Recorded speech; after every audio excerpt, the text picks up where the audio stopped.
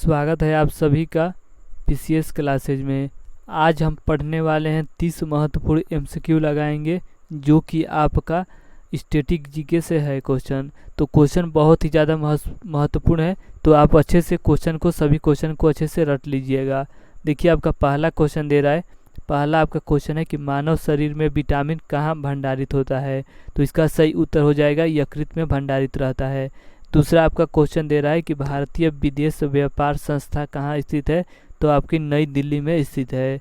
इसके आगे आपका देखिए तीसरा क्वेश्चन दे रहा है कि मसालों का बगीचा किस राज्य को कहा जाता है। तो मसालों का बगीचा आपके केरल राज्य को कहा जाता है। इसके आगे आपका चौथा क्वेश्चन है कि किसने सभी तीनों गोलमेज सम्मेलन में भाग लिया था। तो भीमराव अंबेडकर ने भाग लिया था। चलिए आगे चलते हैं और देखिए पांचवा आपका क्वेश्चन दे रहा है कि जलियांवाला बाग हत्याकांड के समय भारत का वायसराय कौन था। तो उस समय भारत के वायसराय आपके लॉर्ड चेम्सफोर्ड थे। इसके आगे आपका 6 नंबर क्वेश्चन दे रहा है कि भारत का मैनचेस्टर किसे कहा जाता है। तो आपके गुजरात का एक शहर है अहमदाबाद को कहा जाता है। इसके आगे आपका देखिए अगला क्वेश्चन है 7 नंबर क्वेश्चन है कि उत्तर भारत का मैनचेस्टर किसे कहा जाता है। तो उत्तर प्रदेश का एक शहर है कानपुर को कहा जाता है। इसके आगे आपका देखिए 8 नंबर क्वेश्चन है कि दक्षिण भारत का मैनचेस्टर किसे कहते हैं। तो कोयम्बटूर को कहा जाता है जो कि आपके तमिलनाडु का एक शहर है। इसके आगे आपका 9 नंबर क्वेश्चन दे रहा है कि भांगड़ा कहाँ का प्रसिद्ध लोक नृत्य है। तो पंजाब का फेमस लोक नृत्य है। इसके आगे आपका देखिए 10 नंबर क्वेश्चन दे रहा है।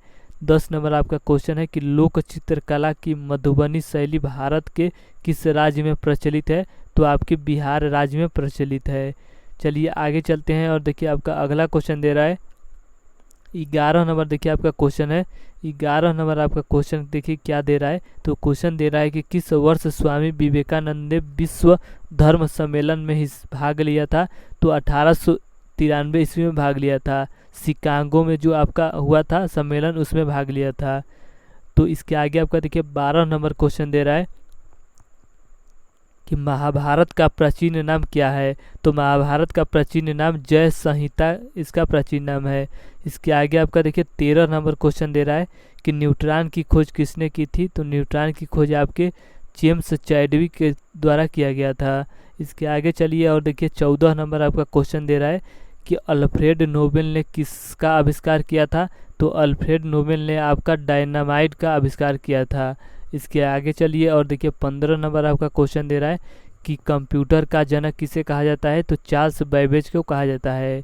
इसके आगे आपका 16 नंबर क्वेश्चन है कि तेल का एक बैरल लगभग किसके बराबर होता है।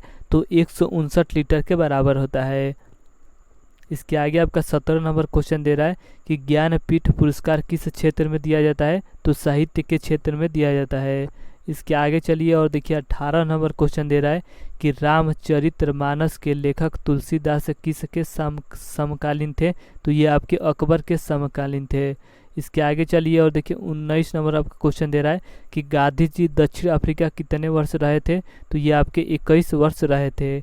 इसके आगे आपका 20 नंबर क्वेश्चन है कि स्कर्वी रोग किसकी कमी के कारण होता है। तो विटामिन सी की कमी के कारण होता है। इसके आगे चलिए और देखिए आपका 21 नंबर क्वेश्चन दे रहा है। 21 नंबर आपका क्वेश्चन है कि भारत का राष्ट्रीय आदर्श वाक्य क्या है। तो भारत का राष्ट्रीय आदर्श वाक्य आपके सत्यमेव जयते हैं।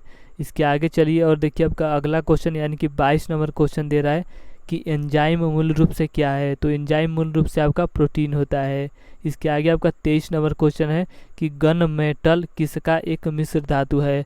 तो तांबा का, टिन का और आपका जिंक का है। इसके आगे आपका 24 नंबर क्वेश्चन है कि भांगड़ा नागल परियोजना किस नदी पर है। तो ये आपकी सतलज नदी पर है। और सतलज नदी आपकी किस राज्य में है। तो एक आपका पंजाब में भी है और आपका हिमाचल प्रदेश में भी है। तो दोनों राज्य के बीच में आपका पड़ता है आपका भांगड़ा नागल परियोजना। चलिए आगे चलते हैं और देखिए आपका 25 नंबर क्वेश्चन है कि झूम क्या है। तो झूम एक प्रकार की कृषि होती है। इसके आगे आपका 26 नंबर क्वेश्चन है कि पनामा नहर का निर्माण किस वर्ष हुआ था। तो 1914 में हुआ था। इसके आगे चलिए और देखिए आपका 27 नंबर क्वेश्चन दे रहा है। 27 नंबर को आपका क्वेश्चन है कि भारतीय संविधान के किस अनुच्छेद के अंतर्गत वित्त आयोग का गठन किया जाता है। तो अनुच्छेद 280 के तहत किया जाता है। इसके आगे आपका 28 नंबर क्वेश्चन है कि सिस्मोग्राफ किसे मापने के लिए काम में लाया जाता है, तो भूकंपीय तरंगों को मापने के लिए काम में लाया जाता है। इसके आगे आपका देखिए 29 नंबर क्वेश्चन दे रहा है कि रिएक्टर स्केल का प्रयोग किसे मापने के लिए किया जाता है, तो भूकंप की तीव्रता मापने के लिए की जाती है। इसके आगे आपका 30 नंबर क्वेश्चन है कि सिंधु सभ्यता का बंदरगाह कौन सा था, तो लोथल आपका फेमस बंदरगाह था। और लोथल कहाँ पर था, तो लोथल आपके गुजरात में पड़ता था।